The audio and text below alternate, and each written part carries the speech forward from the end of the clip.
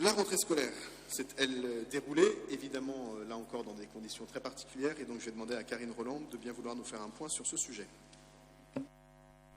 Merci, Monsieur le maire. Vous le disiez, la rentrée scolaire s'est déroulée dans une situation sanitaire inédite, sanitaire et sociale d'ailleurs. Cette rentrée s'est globalement bien passée dans le 18e comme à Paris.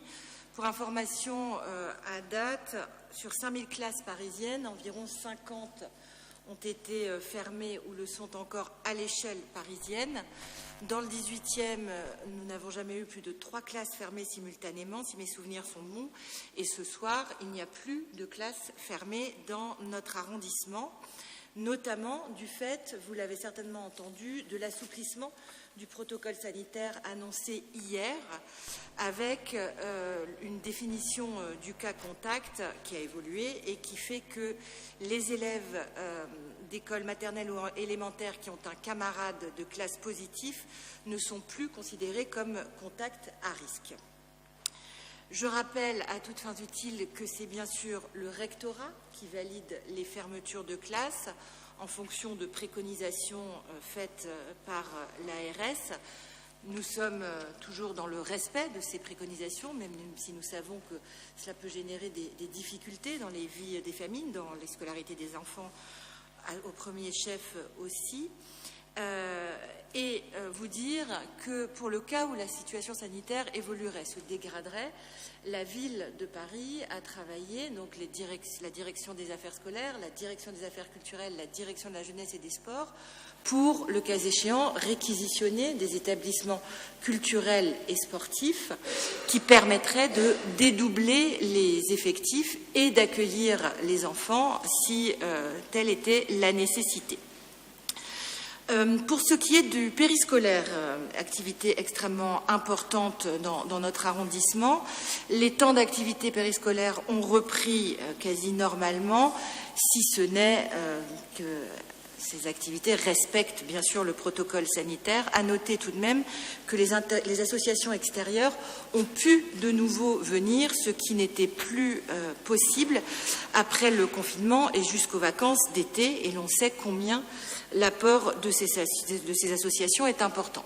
Donc, une phase sensible qui s'est particulièrement bien déroulée. Nous tenons évidemment pour cela à remercier la direction des affaires scolaires, la circonscription du 18e, tout le personnel éducatif, directeurs, directrices, enseignantes et enseignants, animateurs et animatrices, bien sûr, les agents, les gardiens, vraiment tout le monde a joué le jeu, les parents d'élèves mis à contribution aussi, et puis votre cabinet, Monsieur le maire, qui n'a vraiment pas ménagé ses efforts. Si l'on regarde la démographie scolaire dans le 18e aujourd'hui, donc 67 écoles, 11 collèges, dans les écoles, on en est à environ 15 000 enfants accueillis chaque jour, contre 119 000 à Paris. Donc vous voyez qu'on représente une très forte proportion des effectifs maternels et élémentaires par rapport à l'agglomération parisienne, avec une démographie en baisse. Ça n'est pas lié aux effets de l'épidémie, c'est une tendance lourde. Elle est vraie particulièrement au centre de Paris, mais le 18e ne fait pas exception et nous aurons bien sûr à y travailler en termes de sectorisation à l'avenir. 2 mots encore pour vous parler des aménagements qui ont pu avoir lieu cet été pour améliorer le cadre de vie des élèves, avec des travaux dans 18 écoles maternelles et 16 écoles élémentaires, des établissements qui n'étaient pas centres de loisirs, qui n'accueillaient pas d'enfants pendant les vacances. Une nouvelle cour Oasis au collège Gérard Philippe. Ça a été compliqué, la cour Oasis au collège Gérard Philippe, parce que nous y avons fait des découvertes étonnantes dans le sous-sol l'année dernière, mais enfin cette cour Oasis voit le jour et 2 à 3 sont prévus chaque année dans la mandature qui s'ouvre. 6 nouvelles rues aux écoles, et Antoine Dupont vous en donnera le détail, les modalités et la suite dans quelques instants.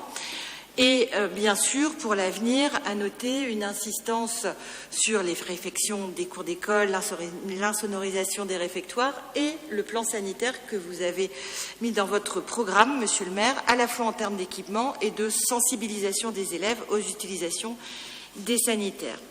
Dernière perspective, dans les temps périscolaires, ce mandat sera celui de l'éducation à la citoyenneté écologiste avec l'Académie du climat qui verra le jour dans l'ancienne mairie du 4e arrondissement et se déploiera partout dans Paris. Et puis, vous en avez peut-être entendu parler, l'école comme capitale du quartier. Ça, c'est le travail que nous menons sur la ville du quart d'heure, la ville des proximités, avec prochainement, d'ici la fin de l'année, l'ouverture de cours d'école, je n'ai pas dit de toutes les cours d'école, de certaines cours d'école ouvertes aux Parisiens via des associations durant les week-ends et les vacances scolaires.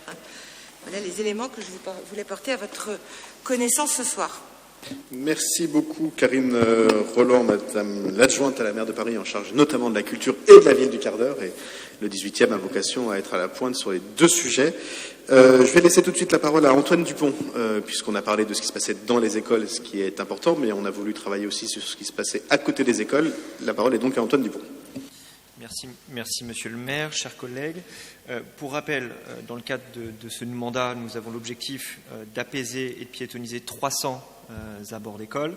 L'objectif étant 1, d'améliorer la sécurité à leurs abords, 2, de réduire les niveaux de pollution qui aujourd'hui, dans toutes les écoles de Paris, sont au-dessus des seuils de recommandation de l'OMS, et bien évidemment de réaffecter l'espace public à divers usages.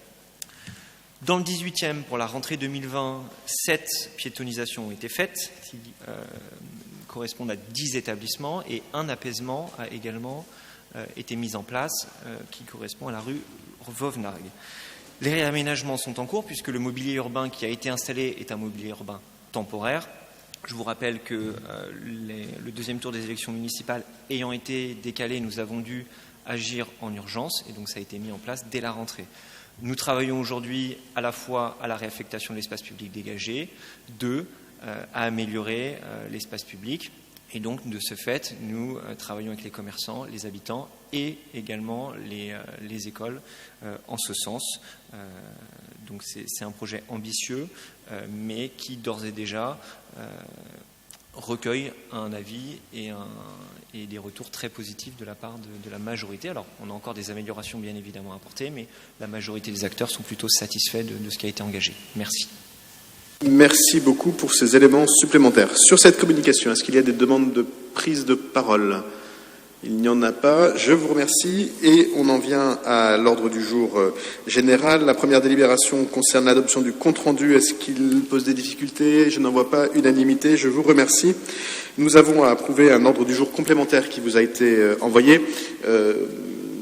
Je suggère notamment à Sarah Proust et à toutes celles et tous ceux qui y travailleront de réfléchir aussi à la date de réunion du Conseil qui, à mon avis, est un peu trop tôt par rapport au Conseil de Paris. Et je pense que dans le cadre de la révision du Conseil du règlement intérieur du Conseil d'arrondissement, il serait peut-être souhaitable de reporter de quelques jours notre Conseil, peut-être qu'il se réunisse plutôt le mercredi ou le jeudi, pour qu'on ait pour que il y ait plus de délibérations qui soient arrivées et qu'on n'ait pas systématiquement des ordres du jour complémentaires qui sont parfois un peu importants et qui laissent pas forcément toujours le temps aux élus de prendre connaissance des délibérations. Mais ça, on verra ça dans le travail qui sera en cours en tout état de cause. Je vous propose que nous adoptions cet ordre du jour complémentaire. Oui, Monsieur Granier. Merci Monsieur le maire, mes chers collègues, bonsoir. Alors je vais essayer de trouver la bonne distance pour être audible. Considérant la DDCT 49 que vous venez d'évoquer et qui nous a été transmise vendredi dans la soirée, j'ai peur que pour une instruction cohérente et tant de la majorité que de l'opposition, nous puissions l'instruire ce soir, et je pense que la sagesse voudrait que cette délibération soit retirée de l'ordre du jour. Samedi, dimanche, lundi, effectivement, vous l'avez dit, ça ne nous laisse pas suffisamment de temps pour parler de 78 associations, de 82 projets, et encore, s'il n'y avait pas à côté de ça 302 associations et 13 millions d'euros en plus à regarder pour ce conseil d'arrondissement, ce qui a, j'espère que c'est un record, on pourrait à la limite vous faire une fleur et dire allez, on va travailler et on va regarder. Malheureusement, le temps matériel ne nous est pas offert et je souhaiterais associer ma collègue Anne Giudicelli sur quelques éléments de fond si vous n'y voyez pas d'inconvénient, monsieur le maire. On aura l'occasion d'évoquer cette délibération par la suite, puisque je vais proposer que néanmoins nous adoptions l'approbation de l'ordre du jour complémentaire. Pourquoi ?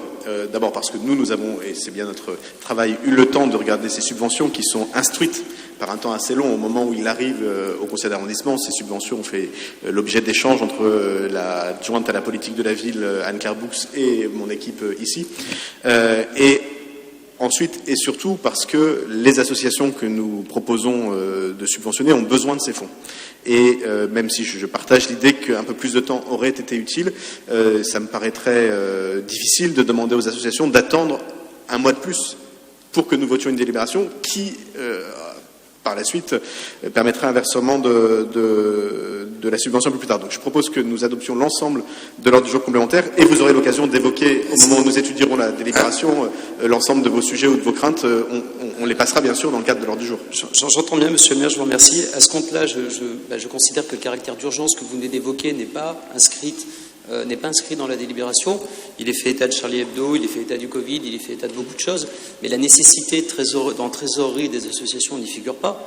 Donc il faut absolument que ça puisse figurer. Ou alors, dans le cas contraire, je vous demanderai de rejustifier le caractère d'urgence à l'aune de ce qui est écrit dans la délibération et de ne pas rajouter autre chose, au risque de voir la délibération potentiellement déférée, puisque on sait que matériellement, juridiquement, vous avez l'opportunité d'inscrire une délibération en urgence. Là, on est sur une quantité d'associations, 78 avec 82 projets, qui est anormalement lourd. On sait que le post-électoral est peut-être une occasion de remerciement et je ne développerai pas plus. Simplement, aucun élément d'urgence ne vient dans la délibération justifier ces éléments-là. Alors ça tombe très bien puisque c'est pas du tout une délibération qui est inscrite en urgence mais en ordre du jour complémentaire. Et je ne vais pas vous faire une leçon de règlement intérieur ni du conseil d'arrondissement ni du conseil de Paris, mais l'ordre du jour complémentaire n'a rien à voir avec une urgence quelle qu'elle soit. Ce que je dis pour autant, c'est que je ne souhaite pas que nous retardions l'étude de cette délibération qui rendrait compliqué la vie des associations. Je ne vais pas revenir à ce stade sur les sous-entendus, d'abord parce que moi je ne fonctionne pas par sous-entendu. Quand j'ai quelque chose à dire, je le dis.